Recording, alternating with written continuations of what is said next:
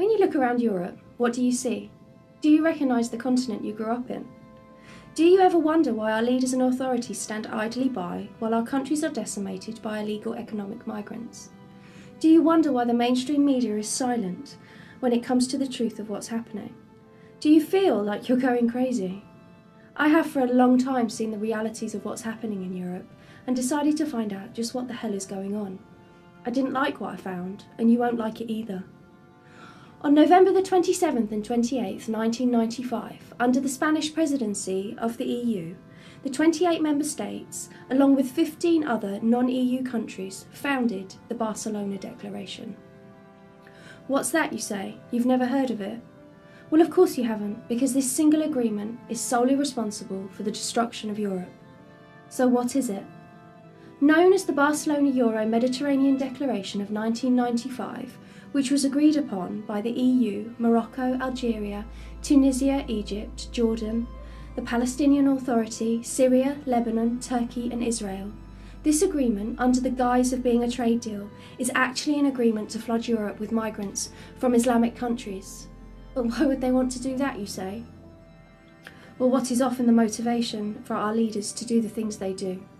Greed and self-interest, of course.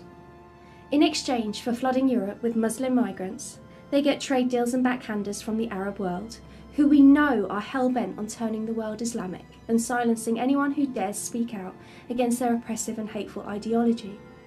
In exchange for these trade deals and financial backhanders, the EU has promised to offer integration into the expanded internal market of the EU and the possibility to obtain free movement of goods, services, money and people, to shut down all speech deemed to be Islamophobic, xenophobic and racist, and allow special privilege to Muslims. The declaration took effect in 2010 when boats loaded with migrants started arriving from the African continent under the guise of being refugees desperately fleeing war. The media exposed us to images of dead children on an almost daily basis to evoke the emotion and sympathy with their plight, while at the same time distracting us from the reality of what was actually being played out.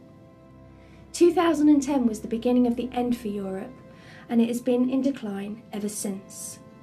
Despite the media's best efforts to keep the truth of the situation under wraps with their refusal to report the realities of the crisis, thanks to social media and the internet, we are able to see daily the realities of what is happening in Europe. The abhorrent rise in sexual assaults and rapes, the thousands of cases of child abuse, the mind-boggling number of cases of FGM. And then there's the acid attacks. It's no coincidence that since 2010, Britain has seen over 1,800 acid attacks, equating to one attack every other day, making us the acid attack capital of the whole world. This phenomenon, along with Pakistani grooming gangs, which have again been ignored by our wonderful mainstream media, unless the perpetrator is, of course, white. Then there's the terrorist attacks in Paris, London, Manchester, Belgium, Germany and Sweden. It seems even the killing of our children is considered fair game by these Islamic terrorists, all the while our leaders' pockets are being lined with blood money.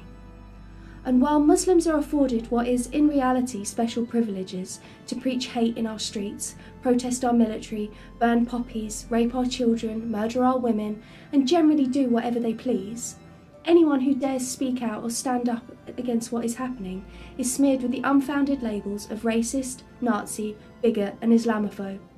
But these labels have no effect at silencing us anymore. We are starting to fight back.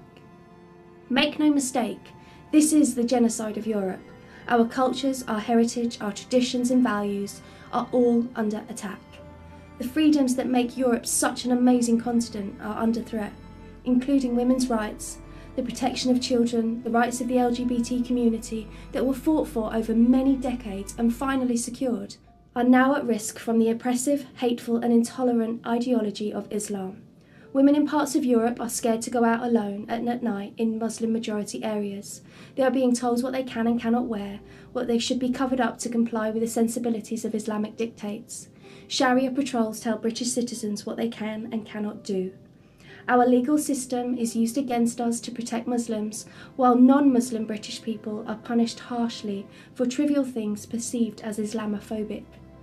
Then there's the birth rates, the multiple wives, the failure to integrate properly, and very little contribution to the country in any meaningful way.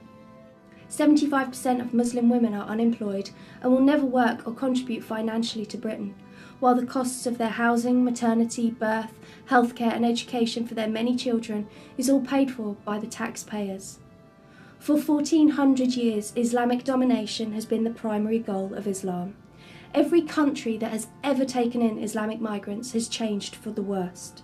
You only have to look at countries like Iran, Afghanistan and Syria to see how conservative Islam changes a country from free and progressive to an oppressive hellhole for anyone except Muslim males.